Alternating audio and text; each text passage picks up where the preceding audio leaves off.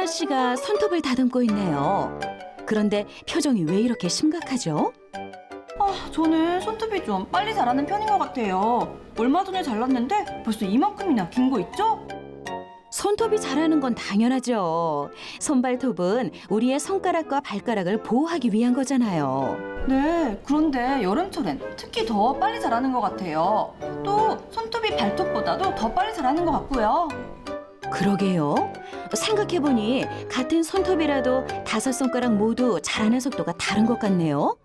맞아요. 손톱은 왜 자라는 거고 또 그 성분은 무엇일까요? 하나 씨, 오늘의 주제가 나왔네요.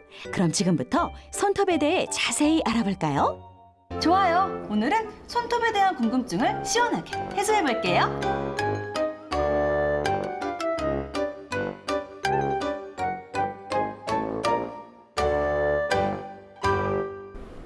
손톱의 아름다움을 더해주는 네일샵. 안녕하세요. 앉으세요. 네일아트는 여성은 물론이고 최근엔 남성들도 손톱에 관심을 갖게 되면서 대중적인 미용 시술로 자리 잡고 있는데요.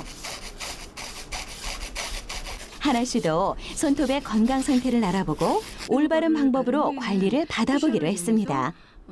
빈혈이 있으신 분들은 손톱이 이렇게 붉지 않고 지금보다 더 하얀색을 띠기도 하거든요. 굉장히 건강하시네요. 먼저 선에 있는 균을 없애기 위해 소독제로 꼼꼼히 닦아주고요. 이거는 좀 짧으시네요. 적당한 길이만큼 손톱을 잘라 모양을 만든 후 버퍼로 거친 면을 매끄럽게 다듬어줍니다. 모델이 먼저 손톱은 크게 손톱 표면의 딱딱한 부분과 그 아래의 피부로 나눌 수 있는데요. 먼저 손톱 자체를 살펴보면 피부와 떨어져 있고 그 길이를 자유롭게 잘라낼 수 있는 자유연, 신경이나 혈관이 없고 여러 겹의 각질 세포로 이루어져 있는 조체, 그리고 손톱의 근원이 되는 조근이 있고요. 손톱 아래 피부에는 손톱 자체를 받치고 있으며 수분 공급을 담당하는 조상, 손톱 각질을 생산하고 성장을 조절하는 조목, 그리고 케라틴화가 완전히 되지 않는 여린 부분인 반홀이 있습니다. 수시로 위험에 노출돼 있는 손가락과 발가락을 보호하기 위해 존재하는 손발톱. 손톱은 피부 깊숙한 곳에서 새로운 세포를 만들어내며 죽은 세포를 계속해서 밖으로 밀어내는데요. 이 죽은 세포들이 단단하게 굳어져 만들어진 것이 바로 손톱입니다. 보통 하루 평균 0.1mm 정도, 한 달이면 약 3에서 6mm 정도가 자란다고 하네요. 그렇다면 손톱을 이루고 있는 주성분은 무엇일까요?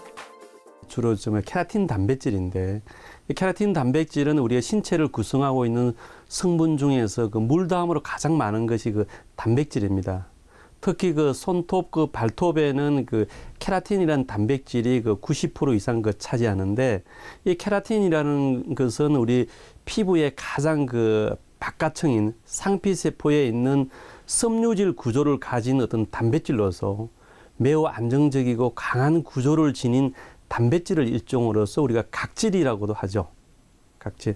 그래서 이 케라틴 단백질은 그 오직 그 포유동물에만 그 존재하는데, 포유동물 중에서도 그 털이든지 그다음에 머리카락, 손톱, 발톱의 그 부위에서 주성분을 이루는 것이 그 케라틴 단백질이죠. 분명 같은 길이로 잘랐는데 얼마 후 모두 다른 길이가 되어 있는 손톱.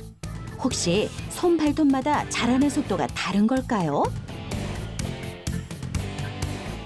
네, 손발톱의 그 자라는 그 속도는 그 우리가 평상시에 생활을 하는데 어느 손에 비중을 더 많이 두고 생활하느냐에 따라서 그 손에 공급되는 에너지 양에 따라서 자라는 속도가 이게 달리 나타납니다.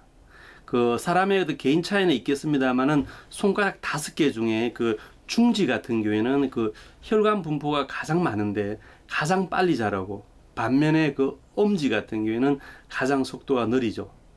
또한 그 발톱 같은 경우에는 그 손톱에 비해서 자라는 속도가 한 절반 정도 됩니다. 발톱은 항상 양발 신고 신발 신고 있으면 외부 접촉이 덜하잖아요. 손들은 항상 바깥에 외부 접촉이 많으니까 훨씬 빠르거든요.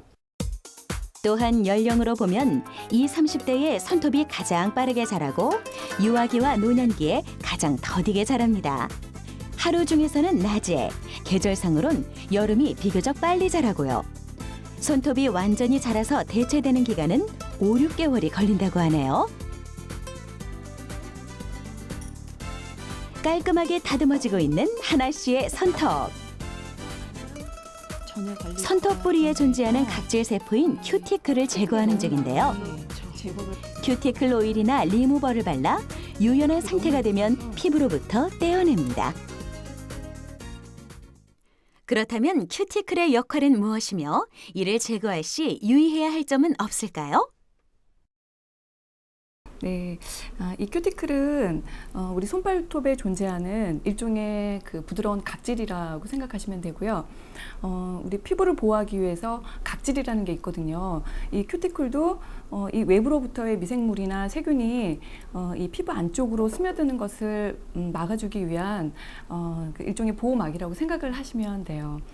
우리 샵에 가면 아세톤이나 이런 리무버 사용을 많이 하잖아요. 이런 사용을 너무 과도하게 또 사용을 할 경우에도 그 세균이 안쪽으로 빨리 들어갈 수 있는 그 여건이 만들어지는 거예요. 무리한 손톱 관리로 인해 손톱이 피부에서 벗겨져 떨어져 나가는 손발톱 박리증. 아세톤을 무리하게 사용할 시 단백질이 증발해 손톱 주변이 하얗게 변하기도 하는데요. 손톱이 점점 얇아져 변형까지 일으킬 수 있습니다. 또한 비타민이 부족하면 손톱에 흑색 선이 생기거나 아연, 칼슘 등이 부족할 시 가로 모양의 선이 생기기도 하고요. 단백질이나 칼슘이 충분히 공급되지 못할 때에는 작은 충격에도 쉽게 깨지거나 갈라지는 등의 증상이 나타날 수 있습니다. 손톱에 예쁜 색깔의 매니큐어를 발라주는 마지막 단계. 반짝반짝, 알록달록, 건강하고 아름답게 완성됐습니다. 네, 수고하셨습니다. 감사합니다. 와, 제 손톱이 예쁘고 화려하게 변신했어요. 하나 씨의 손톱에 꽃이 피었네요. 어디에 있지? 여기 풀 속에 있나? 하나 씨, 뭘 그렇게 유심히 찾고 있어요? 네, 어릴 적 추억을 되새길 수 있는 재료를 찾고 있었거든요. 그런데 찾기가 쉽지 않네요. 추억을 되새길 수 있는 재료라고요? 그게 뭐죠? 네, 이 열 손가락을 예쁘게 물들일 수 있는 봉숭아 꽃을 찾고 있었어요. 여기 가면 있다고 했는데. 여기 있다, 여기 있어요. 초록색 이파리 사이로 빨갛게 피어있는 꽃잎. 돌로 빻아서 손톱에 올리면 예쁜 색깔로 물이 드는 봉숭아입니다. 주로 길가나 공원의 화단에서 자주 볼 수 있는 대표적인 관상용 화초인데요. 봄의 파종에 한여름에 씨앗을 맺고 초가을까지 꽃을 피운답니다. 색깔과 모양이 다양한 봉숭아꽃은 관상용뿐 아니라 마시는 차로도 이용되고요. 흰 꽃의 봉숭아는 한약 재료로도 사용한다고 합니다.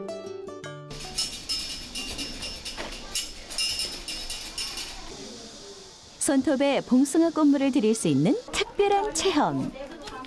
자, 그럼 어릴 적 돌멩이로 빻아서 꽃물을 들이던 그 추억을 되살려 볼까요? 이제 꽃잎 보고 잎을 먼저 따요. 그래서 잎을 먼저 여기다 넣고서 또 넣어요. 꽃을 이렇게 넣죠. 그 다음에 이렇게 넣고 이렇게 또 쪄요. 이렇게 쪄서 백번하고 소금은 좀 틀리죠. 네. 왕소금. 이거 백번하고 소금은 왜 넣는 거예요? 그래 이제 더 빨갛게 잘 들여. 옛날엔 그리고 또 더 잘 들여지라 하면은 뭐를 넣느냐면은 저기 저 숯이지. 숯을 이렇게 좀 쪄놓았어요. 봉숭아물은 잎과 꽃에 있는 염료 성분이 백반이나 소금과 결합해 손톱에 염색되는 것인데요. 같이 했죠. 하나만 이렇게. 제 손톱이 어떻게 변신할지 기대되는데요. 봉숭아의 염료는 섬유나 기타 물질에 잘 붙지 않으므로 이와 같은 매염제를 착용해 착색을 시키는 것입니다. 매염제의 반응으로 염료가 손톱 표면에 골고루 퍼져 색은 더 진해지고 시간도 단축할 수 있는 것이죠. 이쁘겠어 이제. 아유 손이 참 예쁘네요 아가씨. 아유 왕년이 나도 그랬는데. 왕년이. 아이들의 깨알 같은 작은 손톱 위에도 봉숭아를 조심스럽게 올리고 공기가 들어가지 않도록 꽁꽁 싸매줍니다. 난생 처음 봉숭아물을 들여보는 아이들의 표정에서 호기심이 가득 느껴지는데요. 요즘 아이들에겐 꽤 낯선 풍경일 테지만 부모님들에겐 아련한 추억으로 자리하고 있겠죠. 근데 여기 와서 대신 체험할 수 있어서 너무 좋고요. 저도 옛 기억이 되살아나서 너무 좋은 것 같아요. 옛 추억. 그리고 예전에는 밤에 이거를 밤에서 내일 아침까지 이렇게 막 이렇게 만세하고 잤거든요. 이게 망가지면 안 되니까 만세하고 자고 아침에 일어나면 손이 좀 쭈글쭈글 했었어요. 근데 이제 좀 지나고 나면 빨갛게 물들고 그게 이제 첫눈 올 때까지 끝에 조금 남으면은 그 첫눈에 이 남은 걸 이렇게 하면 뭐 첫사랑이 이루어진다는 그런 우리들만의 얘기도 있었어요. 예, 그런 추억인데 그런 추억을 이 아이들도 조금 우리 할머니 때, 우리 엄마 때 그런 얘기들을 좀 같이 나눌 수 있는 소재인 것 같아요. 봉숭아를 많이 심었어요. 왜 그러냐면 낯빈 저 눈앞에 귀신이 온다고 그래서 그거를 이제 빨가니까 피를 현상하거든요. 그래서 그거를 내쫓느라고 다 문이 있는 데다가 심었어요.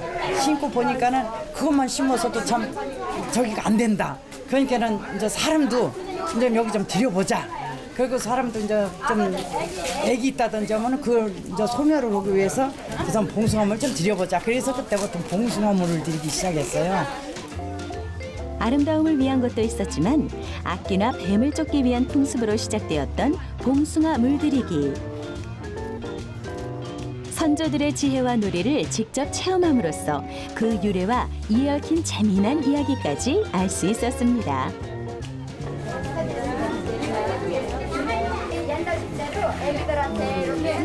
이렇게 꽉 묶고 4시간만 있으면 빨갛고 예쁘게 물이 든대요.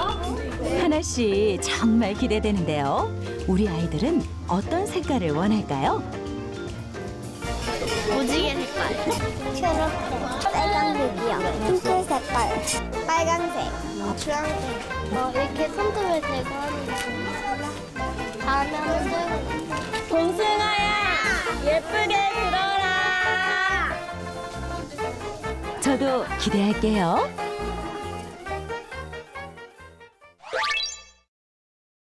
길고 긴 기다림이 드디어 끝났습니다. 하나 씨의 손톱이 어떻게 변했을까요? 우와, 짠! 어때요? 예쁘죠?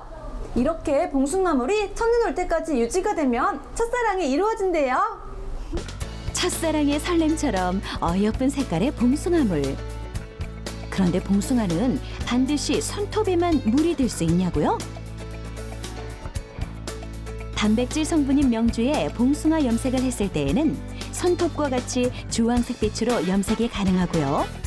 무명이나 모시에는 노란색 계열로 물이 드는데요. 이때에도 소금이나 백반을 사용하면 좀 더 진한 색을 얻을 수 있다고 합니다. 그리고 봉숭아 외에도 목당꽃, 달개비꽃, 치자, 그리고 강황 등을 이용해 손톱에 예쁜 물을 들일 수 있답니다. 한 손엔 천연 염색이, 다른 한 손엔 화려한 네일 아트가. 오늘 하나 씨의 손이 반짝반짝 빛이 나네요. 손톱의 역할과 특징도 알아보고 이렇게 다양한 방법으로 예쁘게 꾸며보기도 했는데요. 평소엔 무심코 지나치던 손발톱이 우리 몸의 중요한 부분이란 사실을 깨달을 수 있었습니다. 아름다움도 중요하지만 적당히 건강하게 관리하세요.